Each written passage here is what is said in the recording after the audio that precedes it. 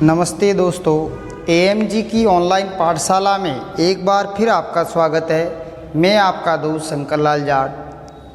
देखो भैया, आज अपन पढ़ेंगे बहुउद्देशीय परियोजनाएं, और बहुउद्देशीय परियोजनाओं के बारे में पढ़ने से पहले अपन राजस्थान में ग्राउंड वाटर या भूमिगत जल की बात करते हैं। और भूमिगत जल की बात के बारे में जानने से अपन को ये पता रहेगा कि राजस्थान के कौन से भाग में ग्राउंड वाटर का लेवल अच्छा है और कौन से भाग में ग्राउंड वाटर या भूमिगत जल का लेवल अच्छा है। तो बहुउद्देशीय परियोजनाओं के बारे में अपन पढ़ने जा रहे हैं, और एक महत्वपूर्ण टॉपिक है, लगभग 1 या 2 क्वेश्चन हर एग्ज़ाम में देता है। तो बहुउद्देशीय सिंचाई परियोजनाओं के बारे में देखेंगे। तो इसके बारे में सबसे महत्वपूर्ण परियोजनाएं होती है, देखो भैया, बहुउद्देशीय परियोजनाएं। बहुउद्देशीय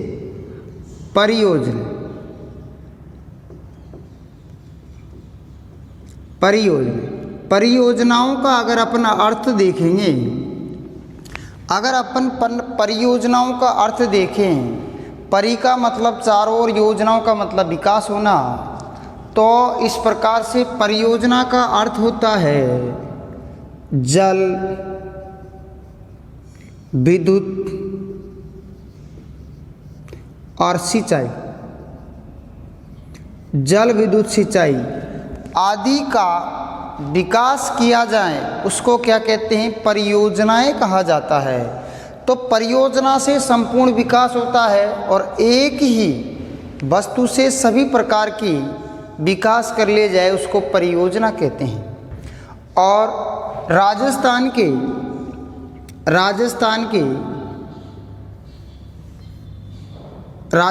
की अगर अपन बात करेंगे, तो राजस्थान के पश्चिमी भाग की अपेक्षा दक्षिणी भाग और दक्षिणी पूर्वी भाग में भूमिगत जल स्तर अच्छा है। तो राजस्थान में पश्चिमी भाग की अपेक्षा दक्षिणी और दक्षिणी पूर्वी भाग में ग्राउंड वाटर या भूमिगत जल की मात्रा बहुत अच्छी पाई जाती है। और सिंचाई परियोजनाओं की बात करें, सिंचाई परियोजनाओं की बात करें, किसी राज्य में, किसी राष्ट्र में, किसी जिले में या किसी स्थान पर वर्षा की मात्रा कम हो जाए, और वर्षा की मात्रा कम होने से वहाँ पर कृत्रिम साधन अपनाए जाएं, उसको क्या कहते हैं? सिंचाई कहते हैं। जहाँ पर तो अपने राजस्थान में लगभग वर्षा की मात्रा बहुत कम रहती है, और इस परियोजना को इसी पर बहुउद्देशीय परियोजना कहा जाता है। इस परियोजनाओं में अगर अपन देखेंगे तो 3 प्रकार की परियोजनाओं में बांटा गया है। कितनी परियोजनाओं में बांटा गया है? 3 प्रकार की परियोजनाओं में इसको बांटा गया है। देखो भैया, अगर परियोजनाओं की अगर अपन बात करेंगे, परियोजनाओं की अगर अपन बात करें तो 3 प्रकार की परियोजनाएं हैं, उनके बारे में अपन देखेंगे। पहली है लघु सिंचाई परियोजना। पहली कौन सी है? लघु सिंचाई परियोजना। पहली कौन सी? लघु सिंचाई परियोजना। लघु सिंचाई परियोजना का अर्थ होता है वह क्षेत्र जहाँ पर लगभग इसका कमांड एरिया 2000 हेक्टर से कम हो। 2000 हेक्टर से इसका कमांड एरिया कम हो, उसको क्या कहते हैं? लघु सिंचाई परियोजना कहा जाता है। ऐसी परियोजना जिसका 2000 हेक्टर से कम कमांड एरिया हो, उसको कहते हैं लघु सिंचाई परियोजना। उसके बाद में एक आती है अगली मध्यम सिंचाई परियोजना, मध्यम सिंचाई परियोजना। तीसरी कौन सी है, दूसरी कौन सी है, मध्यम सिंचाई परियोजना। इसका कमांड एरिया 2000 से 10,000 के मध्य हो, हेक्टर में हो, उसको क्या कहते हैं, मध्यम सिंचाई परियोजना। जिसका कमांड एरिया 2000 से 10,000 के मध्य में हो, उसको क्या कहते हैं, मध्यम सिंचाई परियोजना कहा जाता है। इसके बाद में तीसरी की अगर अपन बात करेंगे, तीसरा है वृहद सिंचाई परियोजना। वृहद सिंचाई परियोजना जिसका कमांड एरिया 10,000, जिसका कमांड एरिया 10,000 से हेक्टर से अधिक हो, जिसका कमांड एरिया 10,000 हेक्टर से अधिक हो, उसको कहते हैं वृहद सिंचाई परियोजना। आगे बातें समझ में। तो परियोजनाओं को 3 भागों में बांटा गया है। पहली है लघु सिंचाई परियोजना। पहली कौन सी है, लघु सिंचाई परियोजना, जिसके अंतर्गत 2000 हेक्टर से कम कमांड क्षेत्र होगा, उसको लघु सिंचाई परियोजना के अंतर्गत रखा जाएगा।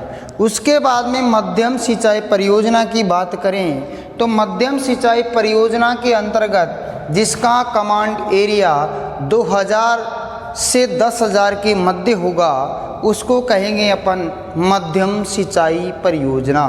उसके बाद में तीसरी परियोजना की बात करें, वृहद सिंचाई परियोजना, जिसका कमांड एरिया 10,000 से ऊपर हो या 10,000 से अधिक हो, उसको कहेंगे वृहद सिंचाई परियोजना। ये परियोजनाओं की बात की, परियोजना 3 प्रकार की होती है, लघु, मध्यम और वृहद। इस प्रकार से अपन ने देख लिया परियोजनाएं कितने प्रकार की हो गई, 3 प्रकार की देखी गई है। उसके बाद में और थोड़ा विशेष विवरण देखते हैं। तो यहाँ पर अगर बात करें नलकूपों से, नलकूपों वह कुओं से, नलकूपों से और कुओं से सर्वाधिक सिंचाई जो अपनी राजधानी है जयपुर में की जाती है। सर्वाधिक नलकूपों और कुओं से सर्वाधिक जो सिंचाई की जाती है वो अपनी राजधानी क्षेत्र, जो राजस्थान की राजधानी है जयपुर, उसमें की जाती है। उसके बाद में देखें सर्वाधिक नहरों से सिंचाई, नहरों की अगर वो बात कर लेता है, नहरों से सिंचाई, अगर नहरों से सिंचाई की वो बात करता है तो सर्वाधिक नहरों से सिंचाई की जाती है। पहला जिला है गंगानगर और दूसरा जिला है हनुमानगढ़। तो ध्यान रखना, सर्वाधिक नलकूप और कुओं से सिंचाई जयपुर में की जाती है, सर्वाधिक नहरों से सिंचाई कहाँ की जाती है, गंगानगर और हनुमानगढ़ में की जाती है। अगर अपन को क्या कभी कभी वो क्वेश्चन में आंसर गंगानगर न देकर कौन सा देता है, हनुमानगढ़, तो फिर कौन सा सही रहेगा, हनुमानगढ़ सही रहेगा। इस प्रकार से नहरों के बाद में अगर देखें तालाबों से, तालाबों से सर्वाधिक सिंचाई की जाती है, वो की जाती है भीलवाड़ा में। तालाबों से सर्वाधिक सिंचाई की जाती है वो भीलवाड़ा में की जाती है, किससे, तालाबों से। और अगर भारत की बात करें तो तमिलनाडु में, तमिलनाडु में सर्वाधिक सिंचाई किससे की जाती है, तालाबों से। तो ये बातें हैं, ये जो क्षेत्र है नलकूप, इन स्रोतों के आधार पर इसको 3 भागों में बांटा गया है। कितने भागों में बांटा गया, 3 भागों में बांटा गया है। इसमें से नलकूप और कुओं के द्वारा सर्वाधिक जो सिंचाई की जाती है वो जयपुर ज़िले में की जाती है। उसके बाद नहरों से सर्वाधिक सिंचाई जो की जाती है गंगानगर और हनुमानगढ़ ज़िले में की जाती है। उसके बाद सर्वाधिक तालाबों से जो सिंचाई की जाती है वो भीलवाड़ा ज़िले में की जाती है। और अगर भारत की बात करें तालाबों में देखा जाए तो तमिलनाडु राज्य में की जाती है। तो इस प्रकार से ये सिंचाई स्रोतों के आधार पर अपन ने इसका क्या कर दिया, वर्गीकरण कर दिया। तो वर्गीकरण इनमें से कभी कभी वो एक क्वेश्चन पूछ लेता है कि किस आधार पर सर्वाधिक सिंचाई कहाँ होती है, स्रोतों के आधार पर कहाँ सर्वाधिक सिंचाई देखी जाती है।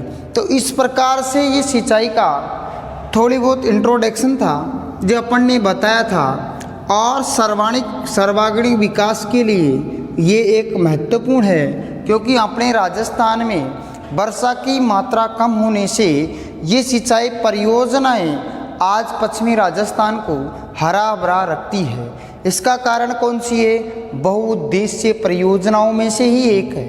तो उसके बाद में अगर अपन देखें तो पहली परियोजना को चेक करते हैं। देखो भैया, पहली परियोजना अपन ने अगर चेक की, देखो पहली परियोजना की अगर अपन बात करेंगे तो वह परियोजना है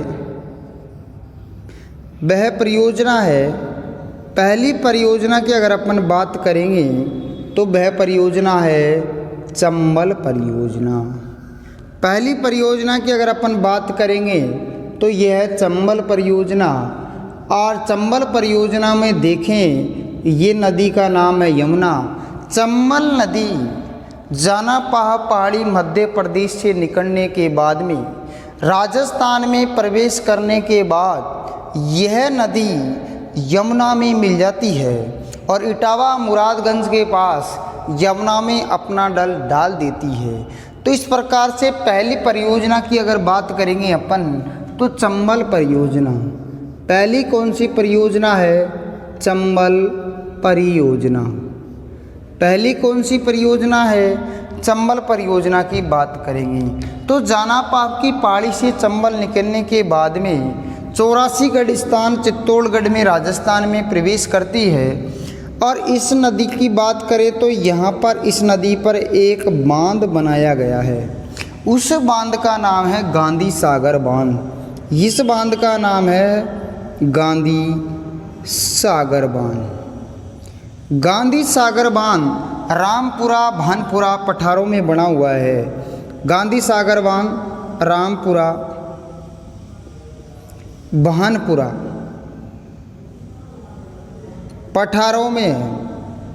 पठारों में देखा जाए ये पड़ता है मंदसौर। कहाँ पड़ता है, मंदसौर। मंदसौर कहाँ पड़ता है, मध्य प्रदेश में। चंबल नदी पर कुछ किलोमीटर प्रवाहित होने के बाद में अगर इसमें देखा चंबल नदी में तो एक बांध बनाया गया जिसका नाम है गांधी सागर बांध। गांधी सागर बांध राजस्थान में नहीं है, मध्य प्रदेश के मंदसौर में रामपुरा भानपुरा पठारों के पास में बना हुआ है। और चंबल नदी पर पहला डैम बनाया गया वो है गांधी सागर बांध। अगला बांध की बात करें अपन, राजस्थान के यहाँ पर एक बांध और बनाया गया जिसका नाम है राणा प्रताप सागर बांध। जिसका नाम क्या है, राणा प्रताप सागर बांध। राणा प्रताप सागर बांध चित्तौड़गढ़ में है। कहाँ है, चित्तौड़गढ़ जिले में स्थित है। राणा प्रताप सागर बांध चित्तौड़गढ़ में स्थित है और यह भारत का परमाणु संयंत्र माना जाता है। तो इस प्रकार से चंबल नदी पे दूसरा जो बांध बनाया वो राजस्थान के अंदर है और उस बांध का नाम राणा प्रताप सागर बांध है जो चंबल नदी पर बनाया गया है। इसके बाद में तीसरा बांध की अगर अपन बात करें, यहाँ पर एक तीसरा बांध बना हुआ है, उसका नाम है कोटा बैराज। क्या नाम है, कोटा बैराज। और बैराज, कोटा बैराज से विद्युत का उत्पादन नहीं किया जाता। कोटा बैराज सिर्फ एक सिंचाई परियोजना के रूप में देखा जाता है। उसके बाद में अगर तीसरा बांध की बात करें, चौथा बांध यहाँ पर बना हुआ है जिसका नाम है जवाहर सागर बांध। जवाहर सागर बांध। जवाहर सागर बांध भी कोटा जिले में ही स्थित है। इस प्रकार से पहली परियोजना में अपन ने देखा था वो है कोटा चंबल परियोजना। चंबल परियोजना में अपन ने 4 बांधों की चर्चा की थी। इसमें पहला बांध है गांधी सागर बांध, जो मध्य प्रदेश के मंदसौर जिले में स्थित है। उसके बाद दूसरा, जैसे राजस्थान के प्रवेश करती है राजस्थान में, तो इस पर एक बांध बनाया गया जिसका नाम है राणा प्रताप सागर बांध। राणा प्रताप सागर बांध चित्तौड़गढ़ जिले में स्थित है और चित्तौड़गढ़ जिले या राजस्थान की अणु नगरी कहा जाता है। इस प्रकार से ये राणा प्रताप सागर बांध चित्तौड़गढ़ जिले में स्थित है और यह सिंचाई और विद्युत उत्पादन का कार्य किया जाता है। उसके बाद में, इसके बाद तीसरे नंबर पर आता है कोटा बैराज। कोटा बैराज से विद्युत का उत्पादन नहीं किया जाता है, केवल सिंचाई योग्य ही है। उसके बाद में चौथा अगर बांध की बात करें, जवाहर सागर बांध। कौन सा बांध है? जवाहर सागर बांध। इन बांधों का क्रम यही रहेगा, कभी कोई मिलान के लिए देता है गांधी सागर, राणा प्रताप सागर, कोटा बैराज और इसके बाद में जवाहर सागर। इस प्रकार से ये 4 बांध किस पे बनाए गए हैं? चंबल नदी पे बनाए गए हैं। इस प्रकार से कितने बांध है, कहाँ बनाए गए? ये चंबल नदी पे बनाए गए बांध है। ये 4 बांध कहाँ बनाए? चंबल नदी पर बनाए गए हैं। आगे बात समझ में, तो ये है चंबल परियोजना। ठीक है, अगला देखो, अगला बात करते हैं अपन लोग। तो देखो भैया, अगली जो बात करेंगे अपन, अगली जो बात करेंगे परियोजना की, वो है भैया, देखो अगली परियोजना है, उस परियोजना का नाम है गंग नहर। अगली जो परियोजना है उस परियोजना का नाम है गंग नहर। गंग नहर परियोजना की अगर अपन बात करेंगे, गंग नहर परियोजना राजस्थान की पहली परियोजना है। गंग नहर परियोजना राजस्थान की पहली परियोजना है। गंग नहर परियोजना राजस्थान की पहली परियोजना मानी जाती है। और अगर इसकी बात करें गंग नहर परियोजना की, तो इसके योजनाकार का नाम, योजनाकार, इस गंग नहर के योजनाकार की अगर अपन बात करेंगे तो इसका नाम है कंवर सेन। गंग नहर परियोजना की अगर बात करें तो इसका नाम है कंवर सेन। कंवर सेन ने एक महाराजा गंगा सिंह के समक्ष एक प्रपत्र जारी किया, जिसमें ये बताया था उन्होंने बीकानेर को पानी की आवश्यकता। क्या बताया था? एक प्रपत्र जारी किया, प्रपत्र में ये बात बताई बीकानेर को पानी की आवश्यकता, बीकानेर को पानी की आवश्यकता। इस प्रपत्र में ये बताया, बीकानेर को पानी की आवश्यकता बताया। उसके बाद में इसका निर्माण जो किया गया था गंग नहर का, अगर गंग नहर के निर्माण की बात करें अपन, निर्माण करवाया महाराजा गंगा सिंह ने। महाराजा गंगा सिंह ने इसका निर्माण करवाया 1922 से लगभग 27 के मध्य। 1922 से 27 के मध्य इसका निर्माण करवाया था महाराजा गंगा सिंह के द्वारा। और इसका जो उद्घाटन किया गया था, इसका उद्घाटन लॉर्ड वायसराय थे उस समय, लॉर्ड वायसराय के द्वारा किया गया था। इसके बाद में गंगा सिंह को राजस्थान का भागीरथ कहा जाता है।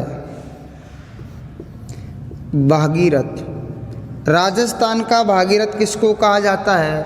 गंगा सिंह को कहा जाता है। और यह राजस्थान की राजस्थान की सबसे प्राचीन नहर है। यह राजस्थान की सबसे प्राचीन नहर है। यह राजस्थान की सबसे प्राचीन नहर है। कौन सी नहर? गंग नहर। गंग नहर को महाराजा गंगा सिंह का थार के मरुस्थल में लाने का उद्देश्य या पर्पज ये था कि यहाँ पर बहुत ज़्यादा मात्रा में पानी की आवश्यकता के कारण इस गंग नहर को लाने का उनका ये कार्य रहा और 1922 से 1927 के बीच में इसका निर्माण कार्य किया गया। तो इस नहर को जो पानी मिलता है वो मिलता है सतलज नदी से। इस नदी का नाम अगर अपन देखेंगे, इस नदी का नाम है सतलज। भाखड़ा नागल बांध से ही इसको जलापूर्ति की जाती है और इसके बाद में एक नहर आती है, उस नहर का नाम है गंग नहर। उस नहर का क्या नाम है? गंग नहर है। सतलज नदी से इसमें पानी आता है और राजस्थान के उत्तरी भाग में ये सर्वप्रथम प्रवेश करती है और इस नहर का नाम है गंग नहर।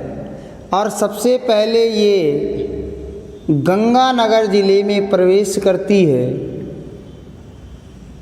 गंगानगर ज़िले में सर्वप्रथम प्रवेश करती है और गंगानगर ज़िले में प्रवेश करती है शिव हेड वर्क्स में। शिव हेडपुर में ये सर्वप्रथम प्रवेश करती है, जिसका गंगानगर ज़िले में स्थित है। यहाँ से बाद में यहाँ पर गंगानगर में आ गई और यहाँ पर लगभग इसकी 4 शाखाएं स्थित है, 3-4 शाखाएं स्थित है। अगर इसकी शाखाओं की अगर अपन बात करें, अगर अपन बात करेंगे, पहली शाखा का लालगढ़ शाखा, दूसरी शाखा की अगर अपन बात करेंगे तो दूसरी शाखा है लक्ष्मी नारायण शाखा। तीसरी शाखा की बात करें करणी शाखा और चौथी शाखा की बात करें समीजा शाखा। इस प्रकार से यहाँ पर लगभग 3-4 शाखाएं निखारी गई है। ये 4 शाखाएं स्थित है। तो गंग नहर की 4 शाखाएं स्थित है और चारों शाखाओं में जल डाला जा रहा है। गंग नहर परियोजना राजस्थान की सबसे प्राचीन नहर प्रणाली मानी जाती है। इसके निर्माणकर्ता महाराजा गंगा सिंह थे, जिसको राजस्थान का भागीरथ कहा जाता है और इसके बाद में ये राजस्थान की सबसे प्राचीन नहर प्रणाली माना गया है। इसके बाद में गंग नहर का योजनाकार कंवर सेन को माना। कंवर सेन ने एक प्रपत्र जारी किया जिसमें बताया बीकानेर को पानी की आवश्यकता। तो इस प्रकार से ये गंग नहर के बारे में देखा गया। महाराजा गंगा सिंह के द्वारा गंग नहर का निर्माण किया गया और सबसे प्राचीन नहर माना गया। इसके बाद में गंग नहर में 4 शाखाएं स्थित है। उन शाखा लालगढ़ शाखा, लक्ष्मी नारायण शाखा, करणी शाखा और समीजा शाखा। इस प्रकार से इसको 4 शाखाओं में बांटा गया है। यह गंग नहर की संपूर्ण प्रणाली मैंने आप लोगों को बता दी है। इस प्रकार से राजस्थान के उत्तरी भाग में सर्वप्रथम प्रवेश करती है और ये सारी नदियाँ सतलज नदी राक्षसताल झील से निकलती है, जो कैलाश श्रेणी में स्थित है। इस प्रकार से यह नदी की बात कर ली अपन ने, कौन सी की? गंग नहर। राजस्थान की सबसे प्राचीन नहर कौन सी है? वो है गंग नहर। कौन सी नहर है? गंग नहर है। ठीक है। उसके बाद में अपन ने देखा था, अगली अगर अपन पढ़ेंगे तो वो पढ़ेंगे भैया, देखो अगली जो अपन पढ़ेंगे वो पढ़ेंगे भैया सरदार सरोवर नहर परियोजना। सरदार सरोवर नहर परियोजना अगली जो पढ़ेंगे अपन, सरदार सरोवर नहर परियोजना। देखो भैया, सरदार सरोवर नहर परियोजना या नर्मदा नहर परियोजना, नर्मदा नहर परियोजना। आज अपन बात करेंगे नर्मदा नहर परियोजना। नर्मदा नदी पर बनाई गई है। सरदार सरोवर बांध से इस नहर को निकाला गया है। सरदार सरोवर बांध से इस नहर को निकाला गया। अगर देखा जाए तो यहाँ पर स्थिति इस प्रकार बनती है। इस नदी का नाम है नर्मदा नदी। इस नदी का क्या नाम है? नर्मदा नदी। अमरकंटक की पहाड़ियों से ये निकलती है और अरब सागर में अपना जल डाल देती है। ब्रंश घाटी में बहने वाली सबसे बड़ी नदी मानी जाती है नर्मदा, और इस पर एक बांध बनाया गया। उस बांध का नाम है सरदार सरोवर बांध। उस बांध का नाम है सरदार सरोवर बांध। कौन सा बांध है? सरदार सरोवर बांध। यहाँ से जब बांध से एक नहर प्रणाली जोड़ी गई, इस प्रकार से यह नहर प्रणाली आ रही है और यह राजस्थान के जालोर और बाड़मेर जिलों को लाभान्वित करती है। ठीक है। तो यह जालोर और बाड़मेर जिलों को सर्वाधिक लाभान्वित करती है। तो सरदार सरोवर बांध परियोजना से या नर्मदा नहर परियोजना से राजस्थान के 2 जिले लाभान्वित होते हैं। लाभान्वित जिले कौन से हैं? लाभान्वित जिलों की अगर बात करें, जालोर और बाड़मेर। कौन से 2 जिले इससे लाभान्वित रहते हैं? वो है जालोर और बाड़मेर। नर्मदा नहर परियोजना की ये बात कर दी। उसके बाद में अगली परियोजना अपन देखेंगे तो वो है, देखो भैया अगली परियोजना की अगर अपन बात करेंगे तो वह परियोजना है राजीव गांधी सिद्धमुख नहर परियोजना। अगली परियोजना की अगर अपन बात करेंगे तो वो है राजीव गांधी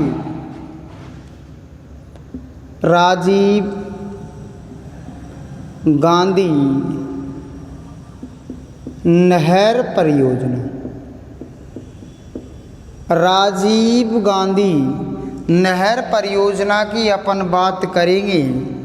अगला देखते हैं, राजीव गांधी नहर परियोजना इस प्रकार से, यहाँ से एक नदी जा रही है, उस नदी का नाम है सतलज, और इधर से आ रही है, इस नदी का नाम है ब्यास। इसका नाम हो गया सतलज और इसका नाम हो गया ब्यास। इस प्रकार से यहाँ पर एक भाखड़ा नागल बांध का निर्माण किया गया और यहाँ से जो नहर छोड़ी गई है इसका नाम है राजीव गांधी सिद्धमुख नहर। तो इस नहर परियोजना से गंगानगर, हनुमानगढ़ और चूरू जिले लाभान्वित रहते हैं।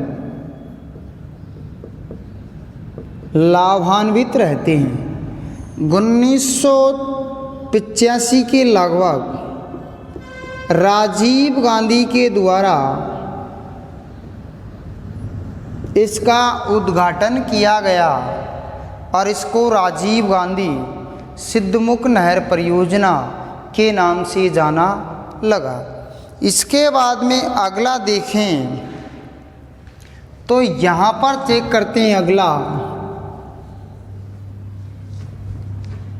माही बजाज सागर परियोजना। अगली अगर अपन परियोजना की बात करते हैं, माही बजाज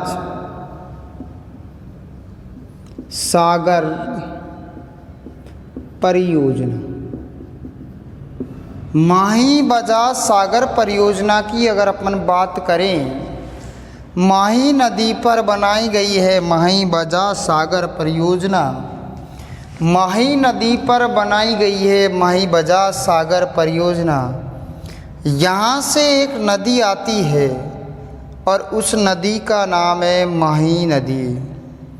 और माही नदी इस प्रकार से आती है और यहाँ से घूमने के बाद में यह नदी इस प्रकार चली जाती है। इस प्रकार से यह अपना जल खंबात की खाड़ी में गिरा देती है और इस नदी का नाम है माही नदी। माही नदी, यह माही नदी राजस्थान के खादू नामक स्थान जो बांसवाड़ा में पड़ता है, उसमें प्रवेश करने के बाद में बांसवाड़ा के यह माही बजाज सागर बांध का निर्माण किया गया, जो बोरखेड़ा बांसवाड़ा में स्थित है। माही बजाज परियोजना माही नदी पर प्रभावित की गई या चलाई गई। माही बजाज सागर बांसवाड़ा के बोरखेड़ा नामक स्थान पर स्थित है और यहाँ पर माही सागर परियोजना का निर्माण किया गया है। उसके बाद में अगला देखते हैं तो वो है इंदिरा गांधी नहर परियोजना।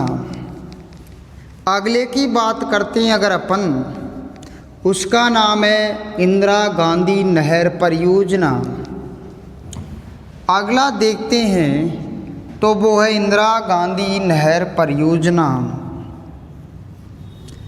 अगले की अगर अपन बात करेंगे तो वह इंदिरा गांधी नहर परियोजना। इंदिरा गांधी नहर परियोजना। इंदिरा गांधी नहर परियोजना एशिया की सबसे बड़ी नहर परियोजना स्थित है और यह राजस्थान के पश्चिमी भाग को हरा भरा रखने में एक महत्वपूर्ण योगदान रखती है और इसका भी निर्माण महाराजा गंगा सिंह के द्वारा किया गया। तो अगर इंदिरा गांधी नहर की अगर अपन बात करेंगे, यहाँ पर एक नदी आती है, इस नदी का नाम हो जाता है सतलज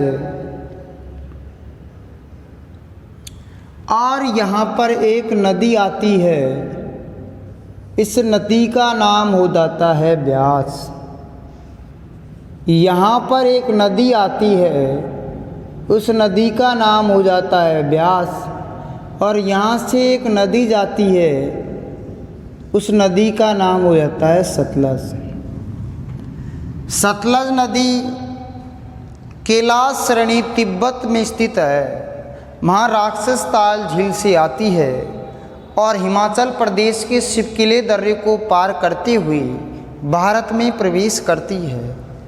और यहाँ पर ये घेरे घेरे गार्ज या कैनियन का निर्माण करती है। और ब्यास नदी ब्यास कुंड हिमाचल प्रदेश से आती है और दोनों नदियाँ का जहाँ संगम होता है वहाँ पर एक बांध बनाया गया। उस बांध का नाम है भाखड़ा नागल बांध। और यहाँ से एक हरिके बैराज, हरिके बैराज स्थित है पंजाब में। हरिके बैराज नामक स्थान पर दोनों नदियों का संगम हो जाता है और वो हरिके बैराज पंजाब राज्य में स्थित है। यहाँ से जब एक नहर निकाली गई है, उस नहर का नाम है इंदिरा गांधी नहर। और यहाँ से आने के बाद में करीब ये यहाँ तक आ जाती है। इस प्रकार से इंदिरा गांधी नहर को देखा गया है। यहाँ से राजस्थान फीडर चलता है। राजस्थान फीडर, राजस्थान फीडर की टोटल लंबाई 204 किलोमीटर है। यहाँ से देखा जाए राजस्थान फीडर और राजस्थान फीडर की लंबाई 204 किलोमीटर है। और यहाँ से जो मुख्य नहर है, मुख्य नहर से यहाँ तक की लंबाई 445 किलोमीटर है। इस प्रकार से इंदिरा गांधी नहर की कुल लंबाई की अगर अपन बात करेंगे, कुल लंबाई को देखेंगे, कुल लंबाई 204 में तो राजस्थान फीडर आ गया और 445 में मुख्य नहर आ गई। इस प्रकार से 649 किलोमीटर टोटल लंबाई किसकी है? इंदिरा गांधी नहर की है। इंदिरा गांधी नहर का उद्गम कहाँ से होता है? हरिके बैराज पंजाब से इसका क्या होता है? उद्गम होता है। और यहाँ से राजस्थान फीडर, यह क्षेत्र राजस्थान के यहाँ पड़ता है मसीता बाला हेड, मसीता बाला हेड, मसीता बाला हेड जो हनुमानगढ़ में स्थित है। और राजस्थान में सर्वप्रथम यह हनुमानगढ़ जिले में प्रवेश करती है। राजस्थान फीडर की लंबाई 204 किलोमीटर है और राजस्थान में ये सर्वप्रथम मसीता वाला हेड जो हनुमानगढ़ में पड़ता है, सर्वप्रथम वहाँ आके प्रवेश करती है। और यहाँ से गडरा रोड बाड़मेर तक आती है। गडरा रोड बाड़मेर, यह इसका अंतिम बिंदु माना जाता है। यहाँ से एक शाखा और निकाली गई है जिसका नाम है बाबा रामदेव शाखा, जिसका क्या नाम है? बाबा रामदेव शाखा। तो यहाँ से निकलने के बाद में गडरा रोड बाड़मेर अंतिम बिंदु माना जाता है। और मसीता वाला हेड से गडरा रोड बाड़मेर तक इसकी जो लंबाई है 445 किलोमीटर है। कितनी है? 445 किलोमीटर है। इस प्रकार से अगर और देखेंगे अपन चीज़ें, इंदिरा गांधी नहर का उद्गम की बात हो गई। इसके भी योजनाकार की अगर बात करें,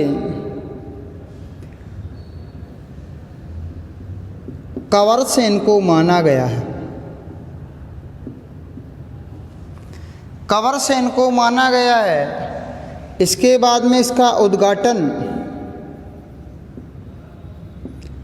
उद्घाटन किया था गृह मंत्री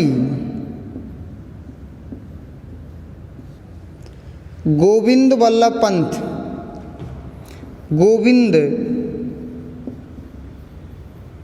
वल्लभ पंत के द्वारा। उस जमाने में ये गोविंद वल्लभ पंत गृह मंत्री पद पर कार्यरत थे। इन्होंने इस इंदिरा गांधी नहर का उद्घाटन किया था। बात कब की है? लगभग 1958 की बात है। कब की बात है? लगभग 1958 की बात है। और उस समय गृह मंत्री पद पर आसीन थे गोविंद वल्लभ पंत। इन्होंने इसका उद्घाटन किया था। इसके लगभग 3 साल बाद उपराष्ट्रपति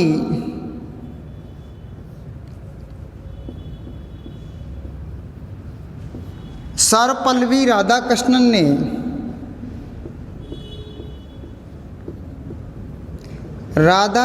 ने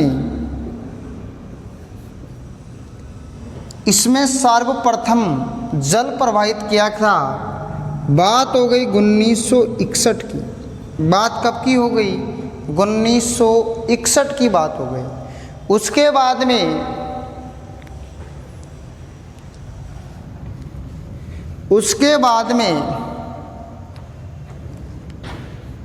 2 नवंबर 1984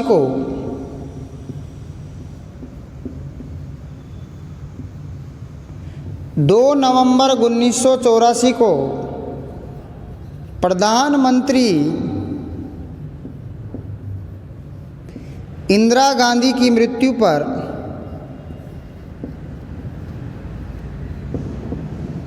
मृत्युपरांत इसका नाम परिवर्तित कर दिया।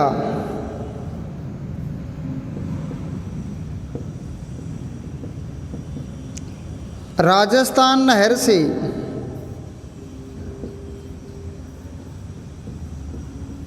इंदिरा गांधी नहर कर दिया।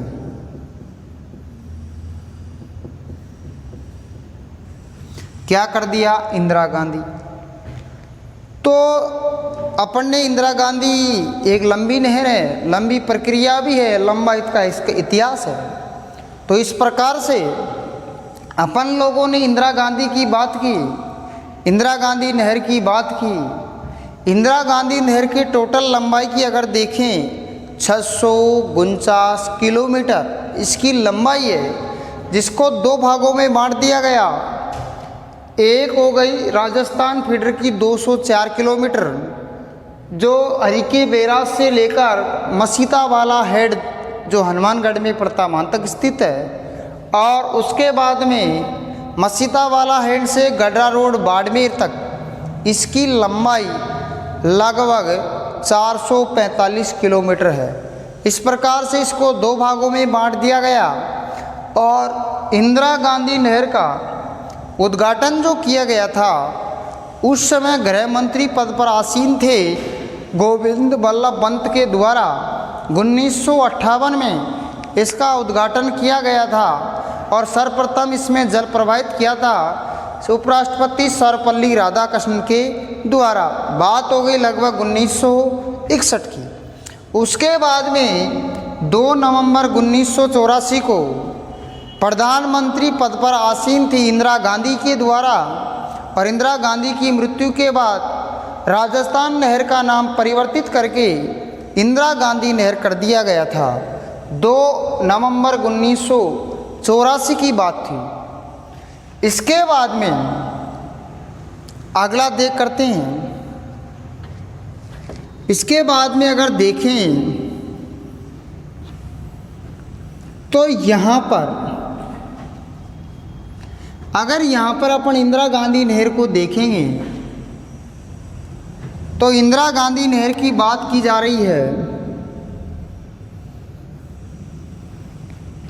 इंदिरा गांधी नहर की अगर अपन बात करेंगे तो इंदिरा गांधी नहर से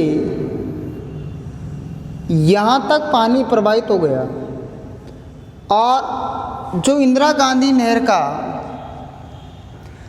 दाईं भाग है, यहाँ पर तो शाखाओं की बात हो रही है। क्योंकि जो राजस्थान का ढाल है वो उत्तर पूर्व दिशा की ओर स्थित है, उत्तर पश्चिम दिशा की ओर स्थित होने के कारण यहाँ पर ढाल तीव्र है और यहाँ पर जल आराम से चला जाता है। इसके बाद में इधर की तरफ देखेंगे तो यहाँ पर अपन ने लिफ्टों का निर्माण किया गया। किसका निर्माण किया गया? लिफ्टों का निर्माण किया गया। यहाँ से आ रही है इंदिरा गांधी नहर इस प्रकार से। तो यहाँ से शाखाओं की बात ही, सारी शाखाएं अपने दाईं ओर पड़ती है जबकि सारी लिफ्टें अपने बाईं ओर पड़ती है। तो सारी शाखाएं दाईं ओर पड़ेगी और सारी लिफ्टें किधर पड़ेगी? बाईं ओर पड़ेगी। तो इस प्रकार से यहाँ पर एक शाखा का नाम है रावतसर शाखा। रावतसर शाखा कौन सी शाखा है? रावतसर शाखा। इससे जो पानी आता है वो हनुमानगढ़ जिले को जलापूर्ति होती है, हनुमानगढ़ जिले को जलापूर्ति की जाती है। और अगर विशेष पॉइंट की अगर आप इसमें बात करेंगे, विशेष पॉइंट ये है इसमें, ये मेरा दायां हाथ और ये मेरा बायां हाथ। तो जो ये शाखा आ रही है वो किधर से आ रही है? बाईं ओर से, जबकि सारी शाखाएं कहाँ से आ रही है? दाईं ओर से। तो रावतसर शाखा एकमात्र शाखा है जो बाईं ओर से मिलती है। बाकी सभी शाखाएं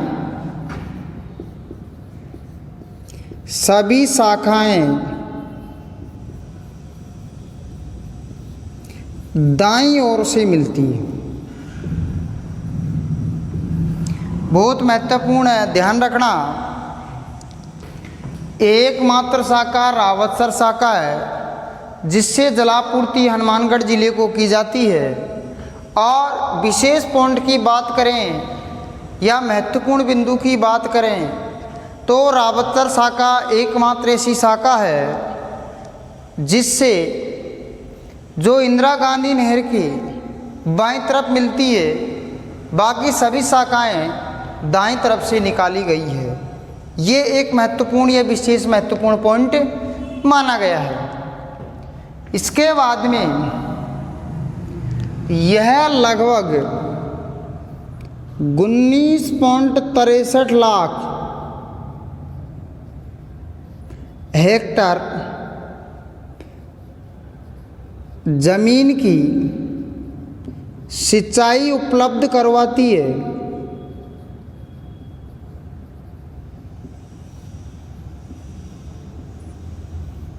कितने? 19.63 लाख हेक्टर ज़मीन की सिंचाई उपलब्ध करवाती है। यह इंदिरा गांधी नहर की बात हो गई। अगला चेक करें, इससे लाभान्वित अगर जिले की बात करें, लाभान्वित जिलों की अगर अपन बात करेंगे तो इसमें पहला हो गया गंगानगर, दूसरा हो गया इसमें हनुमानगढ़, तीसरे की अगर अपन बात करेंगे तो बीकानेर, चौथे की अगर आप बात करें तो चूरू, पांचवे की अगर बात करें तो झुंझुनू, छठे की बात करें तो नागौर, सातवें की बात करें तो जोधपुर, आठवें की बात करें तो बाड़मेर। लगभग यह 7-8 जिलों को सिंचाई का कार्य करती है और 19.63 लाख हेक्टर ज़मीन में सिंचाई का कार्य करती है, वो इंदिरा गांधी नहर है। तो इस प्रकार से इनसे लाभान्वित जिलों की मैंने बात कर ली है।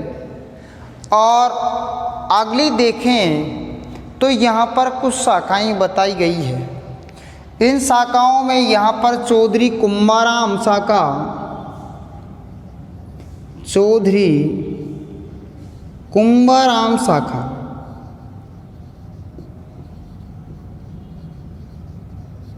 उसके बाद में कंवरसेन शाखा,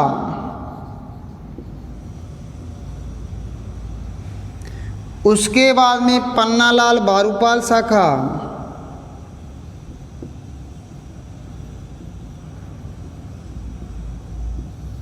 उसके बाद में वीर तेजाजी शाखा, उसके बाद में जे नारायण व्यास शाखा। तो इस प्रकार से लगभग 8-9 शाखाएं हैं जिनसे जल का निकास किया जाता है, और उत्तर पूरब की ओर ढाल कम होने के कारण यहाँ पर लिफ्टों का निर्माण किया गया है। इस प्रकार से इंदिरा गांधी नहर की बात अपन ने कर ली है। इंदिरा गांधी नहर का उद्गम हरीके बैराज पंजाब में ब्यास और सतलज नदियों के संगम से होता है, और यह राजस्थान में सर्वप्रथम मसीते वाला हेड में प्रवेश करती है, और लगभग राजस्थान के 8-9 जिलों में सिंचाई या पेयजल का कार्य भी करती है। इसको राजस्थान की गंगा, राजस्थान की गंगा या राजस्थान की मरुगंगा भी कहा जाता है।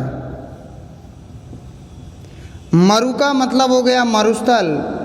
इस कारण से यह मरुस्थल में बहने के कारण इसको राजस्थान की मरुगंगा भी कहा जाता है, या राजस्थान की इसको जीवन रेखा भी कहा जाता है। राजस्थान की जीवन